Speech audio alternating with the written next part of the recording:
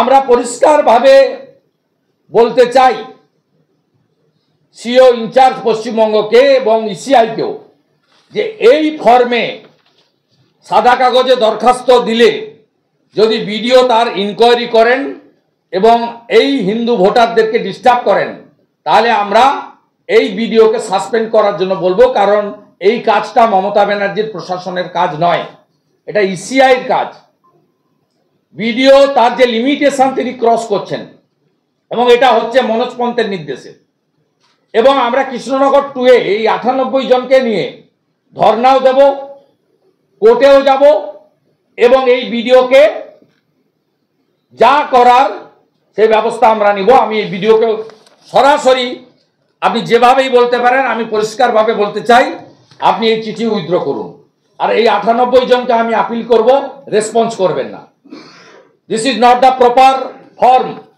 এই রকম অ্যাপ্লিকেশন করলে আমরাও হরিশ্চন্দ্রপুর থেকে শুরু করে হরিহরপাড়া, নওদা, বেলডাঙ্গাতেও আমরাও হাজার হাজার, আমরাও জানি চাপড়াতে কমপ্লেন করতে, আমরাও করিমপুরে কমপ্লেন করতে জানি, আমরাও ক্যানিং ভাগড়ে কিভাবে কমপ্লেন করতে হয়, হাড়োয়া মিনাখাতে সে কমপ্লেন আমরাও করতে জানি।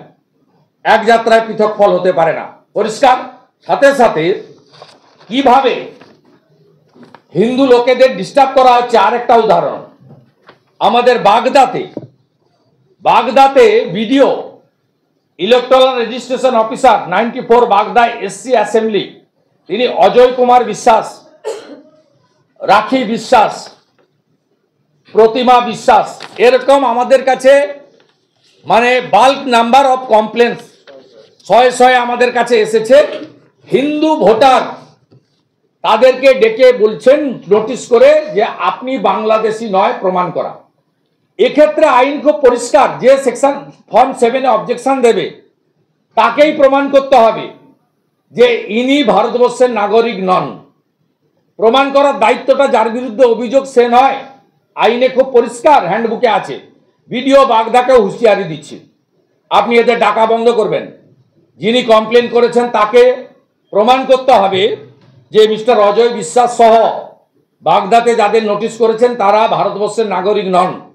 এটা প্রমাণ করার দায়িত্ব যিনি কমপ্লেনার তার, যার এগেনস্টে কমপ্লেন করেছেন তার নয়।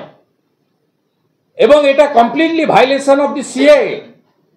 আমরা এটা দিল্লিতেও ইতিমধ্যে জানিয়েছি, ওখানে ডক্টর সুকান্ত মজুমদার, আমাদের সাংসদরা, অমিত মালবিয়াজি, সুনীল বনসলজিরা দেখছেন। আমরা লোকাল লেভেলে আজকে প্রেস কনফারেন্স করে সরাসরি বিডিওকে বললাম যে আপনি করবেন না, যাদের নোটিশ করেছে তাদেরও বললাম ইগনোর ইট। প্রথমত সুদ আর্নিং করে খেলা মেলা, দুয়ারে সরকার, আইপ্যাককে পেমেন্ট করা, মুখ্যমন্ত্রীকে বলো এগ্রিমেন্ট হয়েছে প্রতীক জৈনের সঙ্গে 161 কোটি টাকা, তার পেমেন্ট আইপ্যাকের ছানাপেনাদের, চোরেদের। তারপরে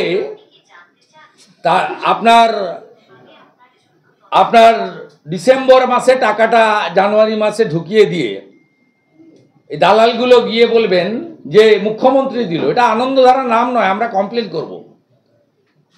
এই নামটা সেন্ট্রাল গভর্নমেন্টের, সেই নাম করতে হবে। আমরা ইতিমধ্যে স্বাস্থ্য দপ্তর নিয়ে করেছি, আমরা প্রধানমন্ত্রী অন্ন সুরক্ষা যোজনার নাম বদল নিয়ে করেছি, এর আগে প্রধানমন্ত্রী গ্রাম সড়ক যোজনা নিয়ে করেছি, স্বচ্ছ ভারত অভিযানে নির্মল বাংলা নাম দিয়ে চালানো তারও প্রতিবাদ আমরা বিভিন্ন স্তরে করেছি। প্রত্যেকটা ইঞ্চিতে নো সেটিং অপোজিশনে বিজেপি।